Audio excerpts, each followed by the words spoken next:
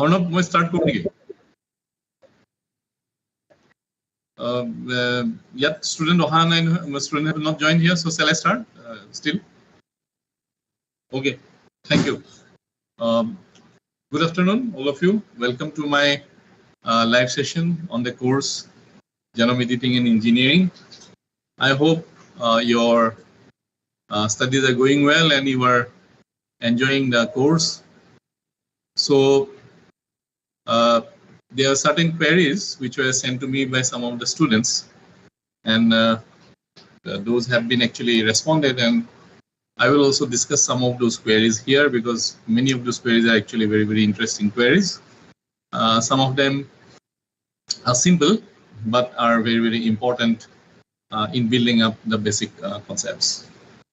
Anyway, so if you have some questions, you can raise those questions live, and we'll try to address those questions. So maybe log it. So when the questions will come over here, you can let me know. Okay, thank you. So before that, let me tell you in brief the various lectures that has already been covered in these particular session. So this is the fourth time this course is running, and I'm extremely glad to tell you that over 2,000 students have subscribed to this course, and over 650 students have registered for the exam. So in the week one, there is a module on the introduction to genetics and genetic engineering, where there were 3 lectures starting from the introduction of genes and genome organization. Then there was a lecture on the history and basics of genetic engineering. So these are more foundational in nature, so that we can cover the advances made in this particular field. We also discuss about the various advantages and limitations of genetic engineering as a technology, which is a very important technology in the last few decades, which has revolutionized modern biology. Before the advent of gene editing technology. So in the second week, we had a module on the breakage and repair of genomic DNA. This is very, very important from the point of view of genome editing, and this is basically a bedrock of genome editing in a way. We have some interesting questions on this, which we will discuss later on. So we discuss about the breakage of genomic DNA, and once the genomic DNA is broken, there are different ways by which it is broken. How do we repair the genomic DNA? So in the third week, we had a extensive discussion on recombination, particularly the homologous and non-homologous recombination, as well as the site-specific recombination. Then in the fourth week, we have targeted genetic modification, where we discussed about the various topics in 2 lectures. Then we moved on to the 5th module, which is focused on the ZFN technology, which stands for zinc finger nucleases. We started with the basics of zinc finger nucleases, then the design of zinc finger nucleases for genome editing and the applications of zinc finger nucleases in 2 lectures. Then we moved on to the 6th week, where the transcription activator like effector nuclease technology, or the TALEN technology, was discussed. We started with the basics and then went on to discuss the design of TALEN for genome editing, and then finally we also discussed about the applications of TALEN. So we have various lectures, various questions by some of the students. So before we go to discuss those questions, if some have any current live questions we would like to check. Can we check any questions are there? There any questions? No questions. Okay, since there are no any questions, let me try to discuss some of the interesting questions which was asked by some of the students. So this student asks one interesting question. Will the diploid set be called as the genome, or only the haploid set is called genome? So this is actually a very, very interesting and seems to be a very simple question, but it's actually not that simple. But let us go to the genesis of the term genome. So this was termed by Hans Winkler in 1920, and at that point of time he referred to the haploid set of chromosomes by the term genome. These haploid set of chromosomes constitute one full set of non-redundant genetic information. These haploid set of chromosomes, often represented by N for organisms, are considered as a genome by the Hans Winkler. Now, there is a concept of sex chromosomes. So, the haploid set of chromosomes for organisms whose gender or sex is determined.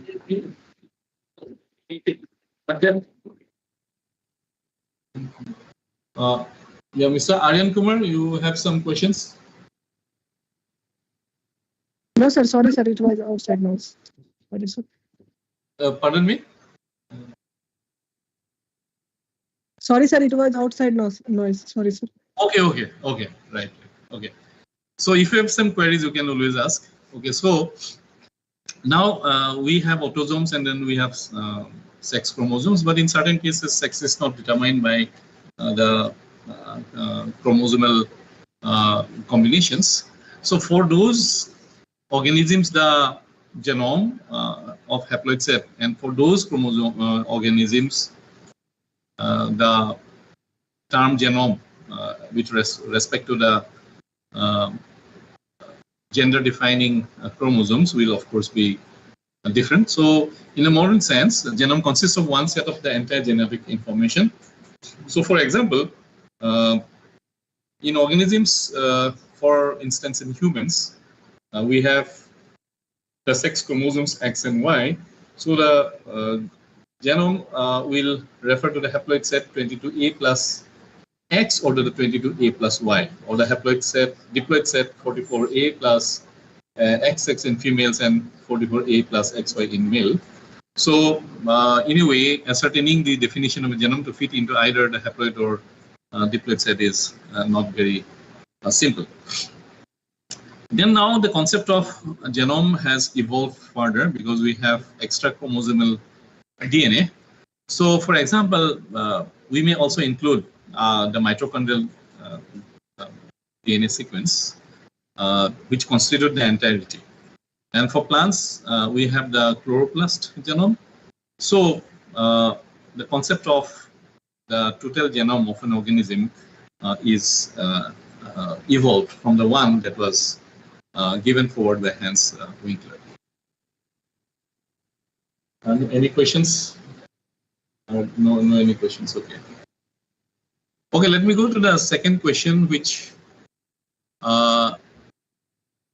is also something very, very interesting. Can you give some examples of high fidelity DNA polymerase? First, we have to understand the term what is fidelity or high fidelity. So fidelity refers to something related to accuracy, how accurate a process is. For example, when you tell high fidelity DNA polymerases, these are the polymerases or these are the enzymes, accuracy in incorporating the correct nucleotide during DNA replication. With high fidelity polymerases, and it ensures a low rate of misincorporation. So as DNA is getting replicated,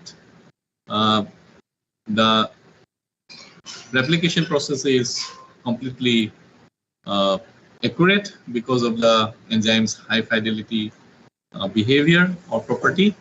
And there may be some errors in between in the incorporation, but it will be very, very low. These enzymes with high fidelity have proofreading activity, which helps correct the mistakes during DNA synthesis. So the enzyme may still commit some kind of a error, but then because of its proofreading activity, it takes care of the errors incorporated in the form of wrong nucleotides or bases. So this helps in correcting the mistakes during the DNA synthesis, and are the principal enzyme involved in DNA replication. So some of these examples include the eukaryotic DNA polymerase delta and DNA polymerase epsilon, and the prokaryotic DNA polymerase 3. When you compare the low fidelity enzymes with the high fidelity enzymes, the former ones are not directly involved in the DNA replication process because that will create a lot of errors, which means there will be a lot of mutations. And the organism may actually not be able to survive if there is a lot of mutations. Mutations is good for evolution, but too high mutation, it cannot be adjusted, or it cannot be tolerated by an organism. But these low fidelity enzymes play significant roles in repair and maintenance of DNA under the stress conditions, and thereby help the organism to adapt to such conditions. So some of these include the DNA polymerase alpha, beta, and so on. So some of these interesting papers you can refer to. I have highlighted here, this one in nucleic acids research, the significant contribution of the 3' to 5' exon nucleus activity in the high fidelity of nucleotide incorporation replaced by human DNA polymerase epsilon will give you in-depth insight into this concept of proofreading. So another question which has been asked is, which of the DNA repair method, isn't it? Which of the DNA repair method is more efficient and prevalent in our body? So this is an interesting question. In fact, each of the different DNA repair pathways function independently and are activated under different circumstances. So we have the base excision repair pathway, and then we have the nucleotide excision repair pathway and the missense repair pathway. So these different pathways take control or care of different type of damages. For example, the B is responsible for small non-helix distorting base lesions caused by chemical changes to individual bases, while the NER corrects the bulky helix distorting lesions that affect the DNA structure and block replication and transcription, while the MMR is responsible for the repair of the replication associated errors where bases are mispaired or small insertions and deletions occur. So some of the examples of base excision repair is the oxycyde bases, alkylated bases, deaminated bases, and abasic sites, and those are related to NER, the UV-induced hymin dimers, pyrimidine dimers, bulky chemical adducts, and some of the examples of lesions related to MMR, the base mismatches, insertion deletion loops, and so on. So in any of the above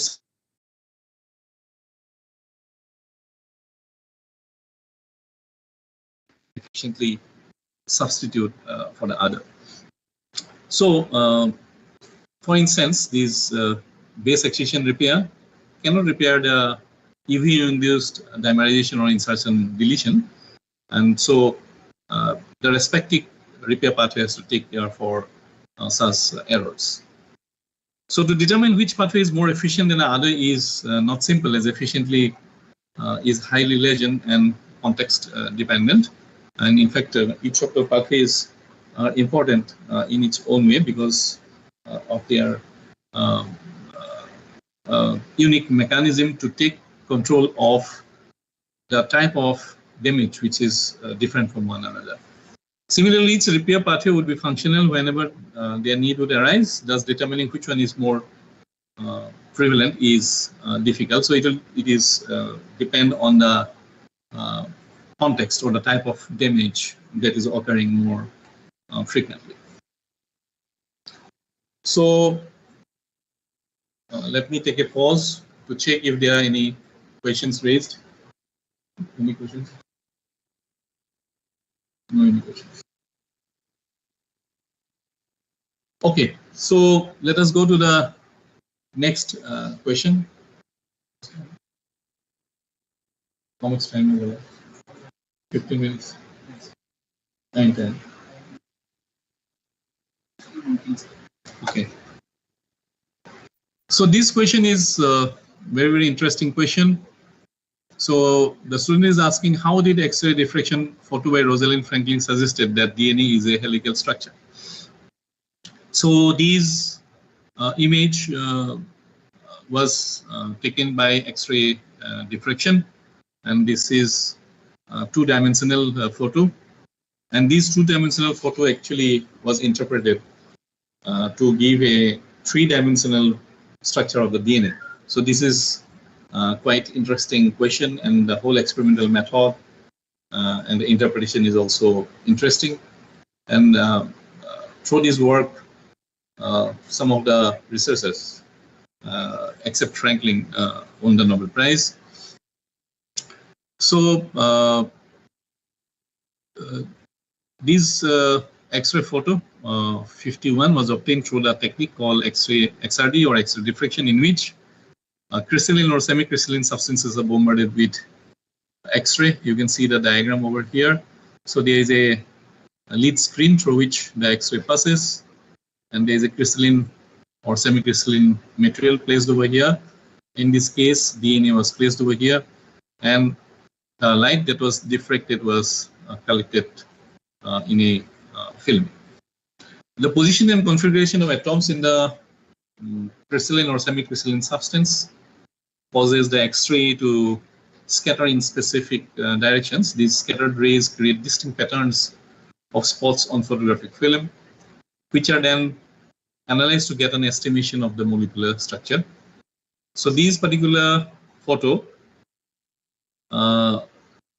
exhibited a distinct cross-separate structure consisting of smear bands and two distinct patches, one each at the top and bottom of the cross. So this famous photograph you can see over here, and the interpretation on this particular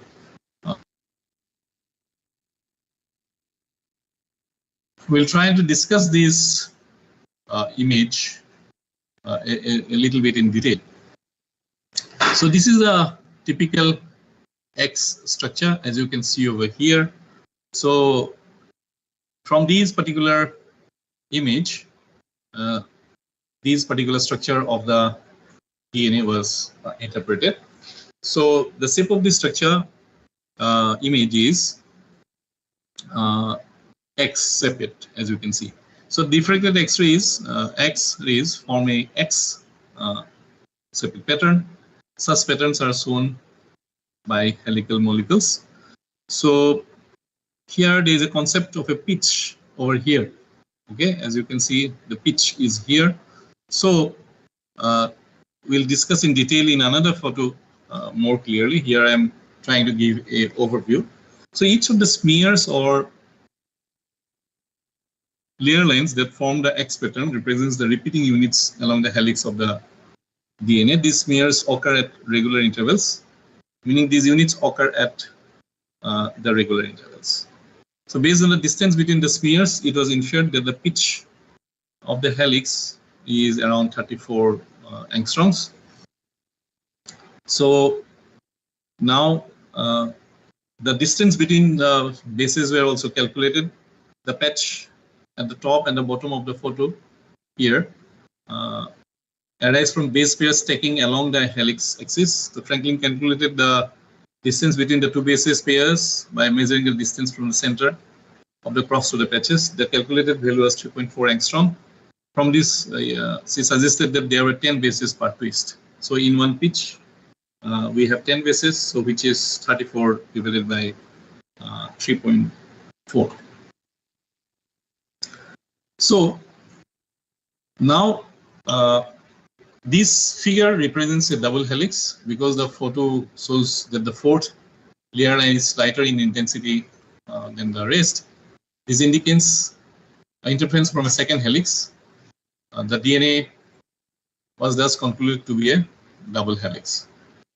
So the structure has a phosphate backbone. So in their 1953 paper, Franklin and Gosling researched the influence of water on the DNA molecule. From the clear diamond-shaped patterns that were observed, they have concluded that the water-loving components, that is the phosphates of the molecules, are located on the outside. This led to the conclusive evidence that phosphates form the backbone of the molecule. So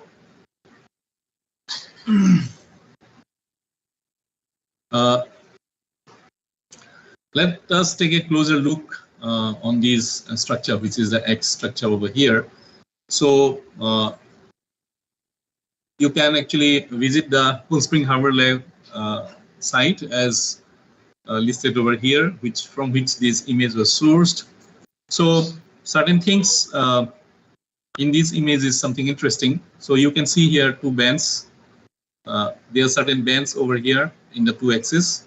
So the distance between these two bands, any two consecutive bands, are uniform. So these is something interesting. So in this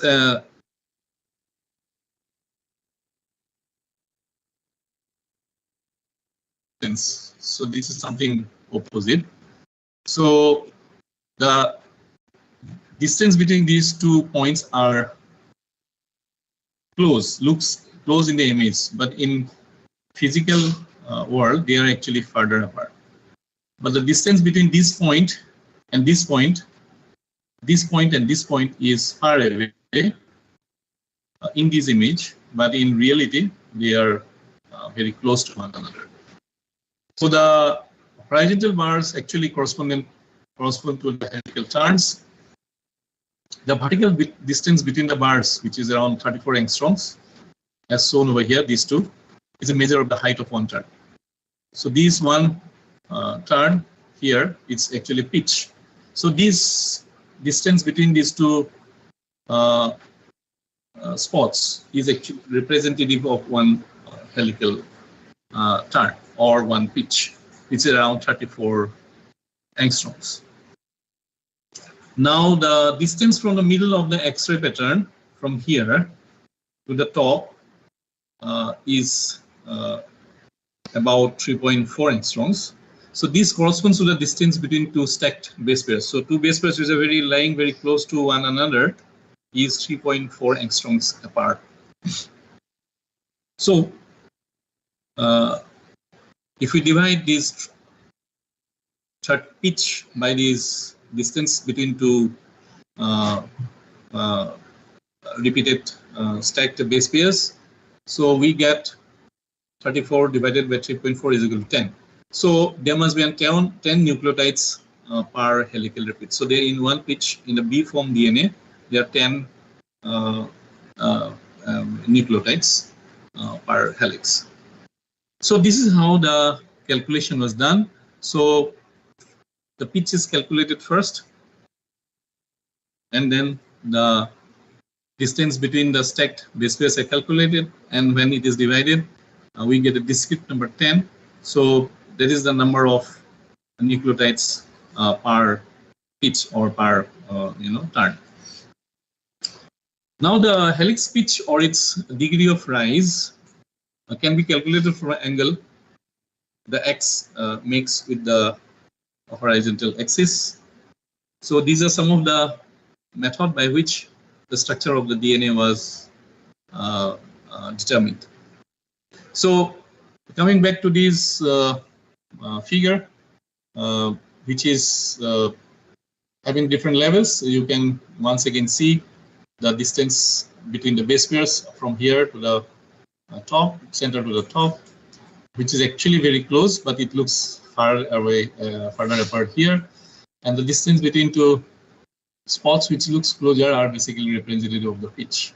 So, and this is representative of a helical structure. So, in this way, the structure of the DNA was elucidated from this image taken by Franklin. Any questions? I mean, any questions? Okay. So there is another question where it is asked, as per my knowledge, homologous recombination only takes place during meiosis or when there is a DSB which triggers the binding of mRNA complex. So in targeted gene modification after injection of DNA inside the cell, how do you make sure HR takes place and the DNA is integrated at the target site and not degraded by a nucleus? So I mean, this has been proved beyond doubt. So in the mammalian cells, as you can see in this particular review, the DSBs are repaired predominantly by error-prone non-homologous enjoining method, but less prevalently by the error-free template-dependent homologous recombinant recombination. And we have to always keep in mind that the double-strand break repair pathway selection is the bedrock of the genome editing. So that is the reason why we always try to, make two cuts on the two opposite strands, whether it is a ZFN technology or whether it is the other genome editing technologies. So as asked by the student, homologous recombination indeed occurs during meiosis or at DNA double-strand breaks detected by the mRNA complex. Moreover, naked DNA is degraded by nuclease and random integration usually occurs by a non-homologous enjoining. There are strategies to promote homologous recombination, which involves introduction of a DSB at target locus using the CRISPR-Cas9 talents or ZFNs, which are the genome editing technologies we have discussed till now. So a donor template with homology arms, usually several hundred thousand base pairs, flanking the desired sequences provided to facilitate this repair. This donor DNA is integrated into the target site through the homologous recombination. So that is how the genome gets edited, because whatever changes we want to incorporate into the genome is basically provided into this desired sequence, and thereby it is incorporated through the homologous recombination, and the genome editing finally happens. Any questions?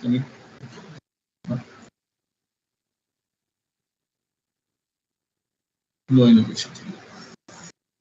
Okay, so we have a sixth question, which is comparatively very easy. Student is interested to know the class to which the Xanthomonas belong to.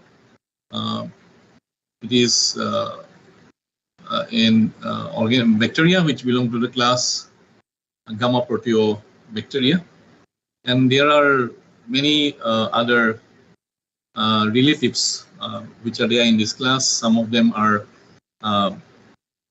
causing certain diseases, while some are important from the environmental point of view. So some examples include the Escherichia coli and Pseudomonas aeruginosa, Salmonella, Acetobacter, etc. Okay, so we are done with this question answer session sent by some of the students earlier. So if some of you have any queries, we can take it up for. Good afternoon, sir. Yes. Good afternoon. Yeah. Am I audible, sir? Yeah, you're audible. You're Syed speaking, right? You can introduce yourself. Yes, Syed. Yes, sir, myself, Syed. I am B.Pharm graduate. I am I have an idea to pursue pharmaceutical biotechnology. Okay. That's why I've enrolled in this course. So my like my concern is that I have good theoretical knowledge in the field of biotech. Even in genome editing, like I'm CRISPR and things, and generally learning these things. But how can I like get my wet lab experience? Since I'm from a pharma background, I don't think I'm getting. I mean, I'm not able to get into biotech facilities as easy as a BSc or a BTech candidate. Yeah, I get it. So you have completed your B.Pharm already, or you were? Yes, sir. Yes, sir. This year I have completed my B.Pharm. You completed a B.Pharm. So currently, you are making preparations for my exam, graduate exam. Yes, I am from. Or you want to go to M.Tech or M.Pharm in pharmaceutical biotechnology? M.Pharm in pharmaceutical biotechnology. Yes. Right. Yeah, you can also actually take up, GATE exam in biotechnology, and you can also enter the M.Tech courses in biotechnology.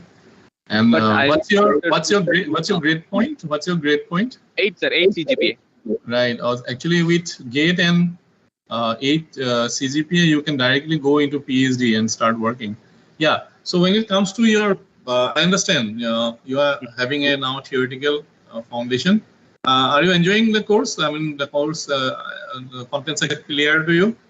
Yes, sir, very much, very much. I'm also getting some guidance from a person like a senior I have known, so it's quite easy for me like to understand stuff. Okay. So you have some experiences in molecular biology in your pharma background course, or estimation of say DNA, I mean nucleic acids, or no, sir, nothing. Carbon we have done. No any biochemistry, biochemistry laboratory? Yes, sir, I have done biochemistry. Estimation of sugars, proteins. That and all I have done, sir. Yes, sir. Not DNA level. I understand. So then you also have experiences in culturing microbes? Yes, sir. My project is on probiotic bacteria. Okay, I think you have the fundamental laboratory skills already with you. The only skills that you lack is you do not have the experiences of genetic engineering lab. Probably you have not done cloning. Yes, right? Sir. No, sir. No, sir. I haven't done. Yeah, but those are not difficult. If you take up a short-term, summer-term course with some laboratory around the country, you can learn about cloning. Or there are also certain workshops which happen. So you can join those workshops where the genome editing techniques and even genetic engineering techniques are taught. So it is not difficult if you are able to handle the solutions and able to prepare buffer solutions for a biochemistry lab, able to prepare media for a microbiology lab. So it is just you are just one step. The next step is very easy for you. So I don't foresee that you will. Of course, I understand your first-hand practical experience in gene cloning and genome editing is always helpful. But actually, is now if you are since you are already exposed to wet laboratory conditions in the life sciences, it will be very easy. So I suggest that you try to join some practical workshop. You try to look for it, or you join any lab. Something you suggest, sir? Anything that you suggest? Yeah, these are my suggestions for you. You can join some workshop, hands-on training workshop. Okay, sir. Which will be just 1 week to maximum 15 days. So you'll be able to learn all the techniques. Okay. Yes. So recently, actually, one of my colleague who offers NPTEL MOOCs courses, Professor Bishal Trivedi. Okay, sir. He conducted a similar gene cloning course, and then it was actually well attended by students from all over India, right? So you can look for such courses. So you can Shall I mail you? I can help you in that finding out some courses offered by some of the laboratories. In any case, shall I mail you to get these? If it's anything is in knowledge of you, shall I mail you, sir? Sure. Please. Okay. Please don't hesitate. Sorry, I'm in the middle of traveling. That's why my side is a little bit off. Okay. Okay. I hope Sure. your Thanks. query is fully addressed. Yes, sir. Yeah, Thank you, yeah. sir. Thanks a lot. I'll Yeah, mail welcome. you. Welcome. So I see Mr. Aryan Kumar raising his hand. Aryan, Yes, sir. Good afternoon, sir. yes, please. Yeah, good afternoon. Sir, currently I am final year biotechnology student in BTech in biotechnology. MTech. Sir, BTech. Okay. Yes. Final year, sir. I am in Dr. Rajendra Prasad Central Agriculture University, Tusha. Okay. Yes. Sir, currently I am seeking for some laboratory experience and internship opportunities, sir. Okay. Any advice for me? Yeah, no, you have to communicate with various laboratories across the country. And usually, I can tell you about my institution, which is more or less similar for many of the IITs. Yeah, in the IITs, basically during summer vacation, the summer internship is offered, which starts from the last week of May or first week of June to the last week of July, over 2 months. So, but for that you have to apply in advance, maybe at least in certain cases 6 months in advance, in certain cases 3 months in advance. And some laboratories are so high in demand, you may need to even apply 10 months or 1 year in advance. But you can apply to as many labs across the country. And then another window of opportunity is during the winter vacation in December. But that is very, very small duration, ranging from around 3 weeks to 1 month maximum, because the winter vacation is shorter. But there may be some labs where the winter vacation is 1 month plus. So the reason these internship is offered during vacation time is that because we need to offer hostel accommodation to the interns, which is available only during the vacation time when our students go out of the campus, right? So you are in the final year right now. Yes, sir. In So June next year, I finish my degree. you will be finishing it. So actually, I think you should try for the December internship. In my department also, many of the faculty members offer winter internship. So you can write to them one by one. And also try other IITs. Right. Yes. All the best. Thank you. Yeah, welcome. So any other queries?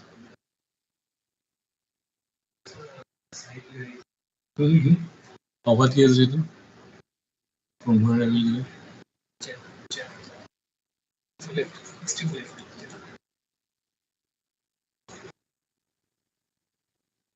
Okay, also, yeah, he won the email ID. Okay. It is there in the huh?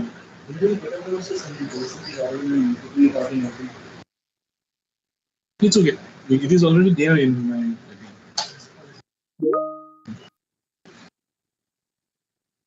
I think it is there in my address also. Top of the every title slide probably have it. Somewhere it is there. It is not done properly.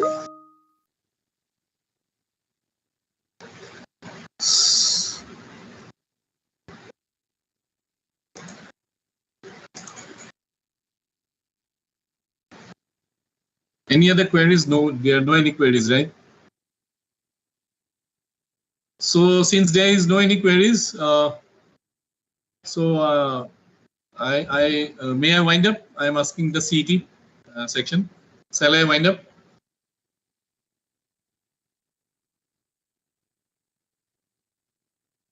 You CET call person? No, that my phone number, the recent call came. Oh, shall I wind up because there are no any further queries? Pardon me?